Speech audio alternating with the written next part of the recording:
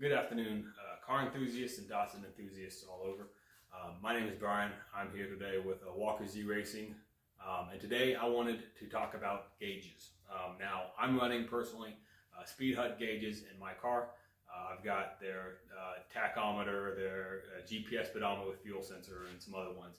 And then I also run Innovative Motorsports wideband O2 sensor so that I can data log with HP tuners. But I wanted to specifically say thanks out there to Speedhut. I said they're not sponsored or anything like that. But I had a 4-inch tachometer that I've had for about 10 years, and it has a lifetime warranty, and it started giving me some problems recently.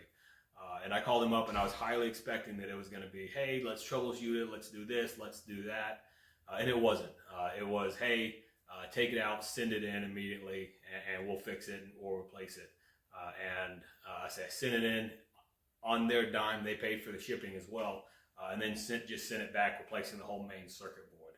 Now, I said if you have a Datsun 280Z, you know your main gauge panel, your main tachometer and speedometer sit a little deeper into the dash, and I made a holder here to kind of make it to where it sits out a little bit further, and this just kind of sits down in that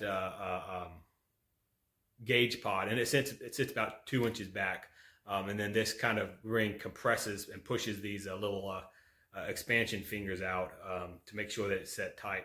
And this was my version 1, and it worked okay. I had 2 holes drilled in the top for turn signals made with LEDs, and this has worked great. I had one of these for my tachometer, one for the speedometer on the other side.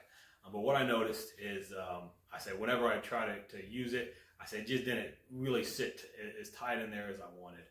So I've redesigned this, and this is my, I guess, version 2 now.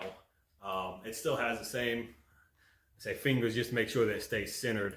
And then, as I say, I have my turn signals integrated, and then the actual speedometer, the tachometer on this one.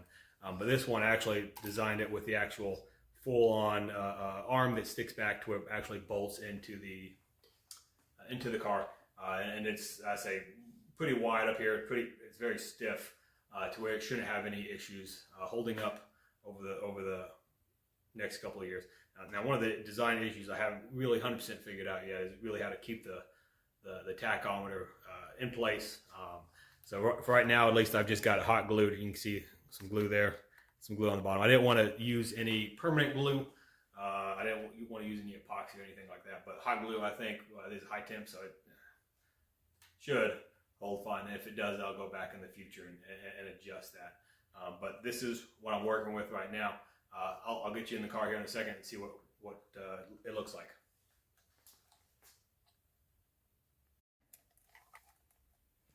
Okay, inside the car we have the GPS speedometer on the left-hand side. And then on this one, I actually have 2 more LEDs. The top left one is actually my high beam indicator. So it's a little blue LED, and then the top right hand one is a brake light sensor. So when I pull the e-brake, or if I have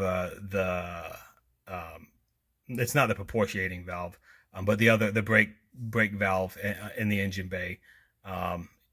I say it has a sensor in there, so if it triggers, saying that there's an issue with one of the front or the back brake lines, it'll send a red light up here. So let's see if we can get this one mounted. It should be. Let's see if I can do this one-handed.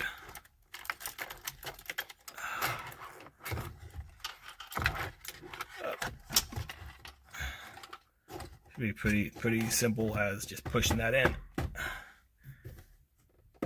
I say it is nice and tight. And then from there, I'll see if I can get underneath and reconnect the wires. And screw it in. Okay, so there is the finished install. Sorry, I am squeezed underneath, pressed against the brake pedal and gas. But there is the finished, so you can see the end of the plastic bracket right there, and it runs all the way up. Let's see if it'll focus. All the way up to the gauge, and then there's the gauge wiring. Okay, again, here's my final gauges. So I have my wideband OB tube by Innovative Motorsport. My voltage, water, tachometer with my turn signals, and then GPS speedometer with fuel, and then headlight and brake. So let's go ahead and start it up.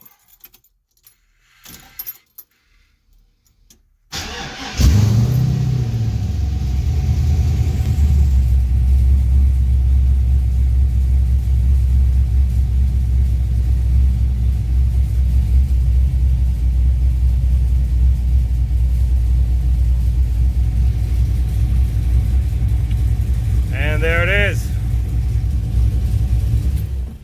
And there it is. If you guys have any questions, let me know. See you next time.